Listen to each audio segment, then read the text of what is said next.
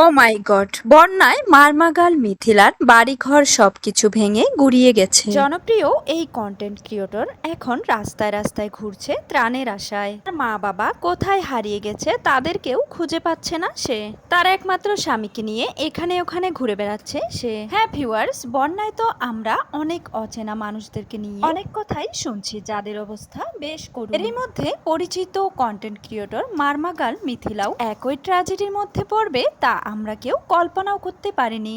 যাই হোক, তার এখন কি অবস্থা আর কিভাবে সে এই ট্র্যাজেডির মুখোমুখি হলো, চলুন ঘটনার বিস্তারিত জেনে আসি। মারমাগাল মিথিলা এই তো ৮ বছর হলো ধুমধাম করে নিজের ৮ বছরের প্রেমিককে বিয়ে করলো সে। এক ইন্টারভিউতে সে জানিয়েছিল তার মাসিক ইনকাম নাকি ৮ লক্ষ টাকা। অথচ সেই মেয়ে আজ রাস্তা রাস্তায় ঘুরছে ত্রাণের আশায়। আসলেই প্রাকৃতিক দুর্যোগ যে মানুষকে কোথা থেকে কোথায় নামিয়ে নিয়ে আসে সেটা বোঝাই মুশকিল। মিথিলা মূলত বান্দরবানের বাসিন্দা। সেখানের প্রাকৃতিক অবস্থা, বন্যার অবস্থা তো আপনারা মোটামুটি সকলেই জানেন। মিথিলা যে এলাকায় থাকে সে এলাকা পানিতে তলিয়ে গেছে। মিথিলাদের বাড়ি বেশ উঁচু একটি জায়গায়, ইট পাথরের তৈরি বাড়ি ছিল তার। সাধারণ মাটির ঘর তাদের ছিল না, কিন্তু না, তাদের সেই আলিশান বাড়িও ভেঙে গুড়িয়ে দিয়েছে। ১ মাস হয়েছে মিথিলা তার স্বামীকে নিয়ে আলাদা থাকতে শুরু করেছিল। বাবাকে ছেড়ে তার একা থাকতে বেশ কষ্ট হচ্ছিল।